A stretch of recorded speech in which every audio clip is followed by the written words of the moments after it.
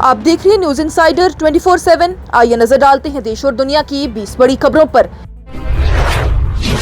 Iran की parliament के speaker Mohammad बागिर Ghalibaf की जानिब से आज कहा गया कि अमेरिका के साथ कुछ नुकात पर इत्तेफाक हुआ, लेकिन बुनियादी मसाइल पर अभी भी बड़ी खला मौजूद है। उन्होंने कहा कि धमकियों और डेडलाइंस के बावजूद अमेरिका अपने मकासद हासिल न कर सका और अब वस्तुओं के जरिए पैगामात भेज रहा है, जबकि ईरान ने आर्जी जंगबंदी कबूल की लेकिन अपनी दिफाई सलाहियत पर कोई समझौता नहीं करेगा।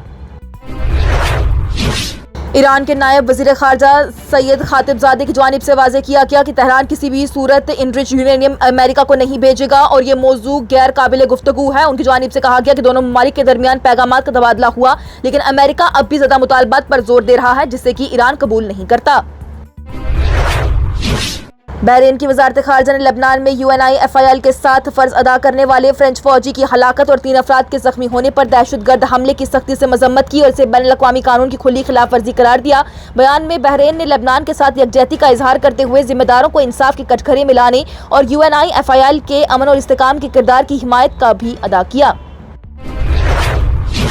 लबनान के जनूबी इलाके में जंगबंदी के बाद भी इजरायली अफवाज ने 49 गांवों में तबाही मचाई, जहां पर घरों को धमाकों से नुकसान पहुंचाया गया। हिजबुल्लाह से मुतल्लिक सियासतदान अली हसन खलील की जानिब से इसे वाज़ेह जंग जुर्म करार दिया गया, जबकि इजरायली फौज का यह कहना है कि वो हिजबुल्लाह के ढांचे को निशाना बना रही थी। चीन ने अमेरिका की जानिब से ईरानी झंडा बरदार कार्गो जहाज की जबरदस्ती रोकथाम पर तशवीश का इजहार करते हुए सब फिराकीन से जिम्मेदाराना रवैया अपनाने और जंगबंदी का एहतराम करने की अपील की। तर्जुमान गुओ जियाकुम की जानिब से कहा गया है कि स्ट्रेट ऑफ हॉर्मुज़ की सूरत हाल नाजुक है, जबकि शी जिनपिंग ने सऊदी वाली अहद से भी बात करते हुए कहा कि जहाज़ों की रवानगी को बरकरार रखने और मसाइल का हल सिफारती जरिए से निकालने पर जोर दिया। IRGC कुद्स फोर्स के कमांडर इस्माइल कानी की जानिब से कहा गया कि इराक में हुकूमत बनाना सिर्फ अवाम का हक है और वज़ीर आज़म का इंतखाब भी इराकी लोग खुद करें, जिससे कि किसी भी गैर मुल्की मुदाखलत की गुंजाइश नहीं।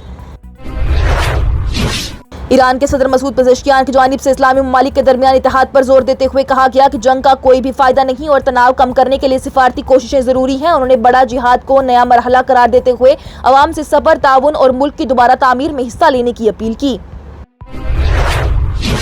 लबनान के जनूबी इलाके में इस्राएली सिपाही की तस्वीर वायरल हुई, जिसमें कि वो हजरत ईसा मसीह के मुजस्समे को तोड़ रहा था, जिस पर दुनिया भर में गुस्सा फैल गया, जबकि इस्राएली फौज ने वाक़े की तस्दीक करके तहकीकात शुरू कर दी। इस्राएली पार्लियामेंट के अरब रकून आयमन ओदे और अहमद तिबी की जानिब से वाक़े की सख्ती से मजम्मत करते हुए कहा गया कि मजहबी मकामात पर हमलों पर खामोशी ऐसे रवैये को बढ़ावा देती है।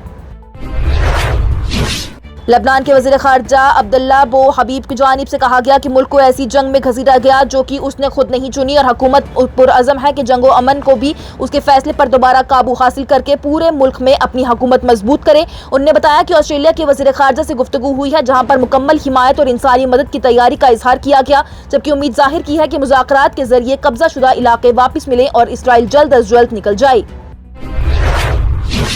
तेहरान ने अगले अमन मुज़ाकरात में शिरकत से इनकार कर दिया, जबकि अमेरिका ने JD वांस की क़ियादत में वफद पाकिस्तान भेजने का ऐलान किया। 2 हफ्तों की जंगबंदी के खत्म होने से पहले तनाव उस वक्त बढ़ गया जब डोनाल्ड ट्रंप ने ईरानी कार्गो जहाज पर हमले की तस्दीक की। ईरान ने इसे जंगबंदी की खिलाफ वर्जी करार देते हुए सख्त रद्द अमल की धमकी दी, जिसके बाद ही मुज़ाकरात गैर यकीनी सूरत हाल का शिकार हो गई।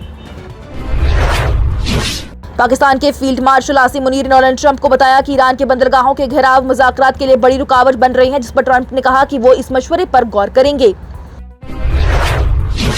ईरान के तर्जुमान इस्माइल बागई की जानिब से कहा गया कि तेहरान का फिलहाल अगले मुज़ाकरात में शिरकत का कोई इरादा नहीं, लेकिन इम्कान को मुकम्मल तौर पर रद्द भी नहीं किया गया। स्ट्रेट ऑफ हॉर्मुज़ में तनाव और ईरान की पाबंदियों के बाद दुनिया भर में तेल की कीमतों में इजाफा देखने में आया। माहिरीन के मुताबिक कीमतें मजीद बढ़ सकती हैं।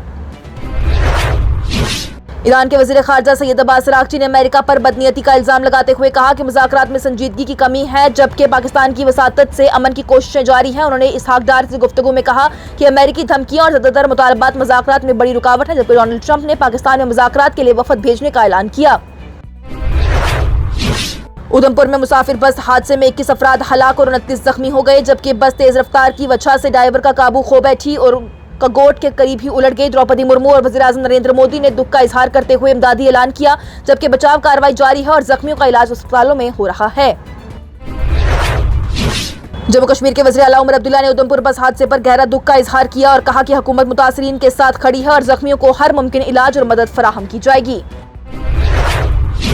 मीरवाइज कश्मीर मौलवी उमर फारूक ने उधमपुर बस हादसे पर गहरे दुख का इजहार किया। मुतासरीन के घर वालों से ताज़ियत और जख्मियों की जल्द अज जल्द सेहतयाबी के लिए दुआ की। जहां हादसे में 21 अफराद हलाक और 29 जख्मी हो गए। जम्मू कश्मीर के वज़ीर आला उमर अब्दुल्ला की जानिब से मरकजी हुकूमत पर तनकीद करते हुए रियासती दर्जा वापस देने के लिए वाज़े रोड मैप का मुतालबा किया गया और मुनासिब वक्त की वजाहत मांगी है। उन्होंने बीजेपी पर वादों से पीछे हटने का इल्जाम लगाते हुए कहा कि हदबंदी इंतखाबात के बावजूद रियासती दर्जा अब तक वापस नहीं दिया गया, जबकि हदबंदी को सियासी फायदे के लिए इस्तेमाल करने का दावा किया।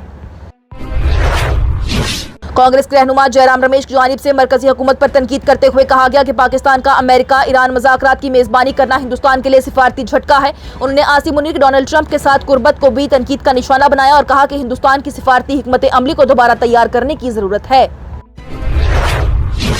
कांग्रेस के सीनियर रहनुमा राहुल गांधी की जानिब से इल्जाम लगाया गया कि AIADMK पर वज़ीर दाखिला अमित शाह और वज़ीर आज़म नरेंद्र मोदी का काबू है, जबकि बीजेपी के अन्नामलई ने दावा किया कि तमिलनाडु में अवाम तब्दीली चाहती है और आने वाले इंतखाबात में NDA की जीत मुमकिन है।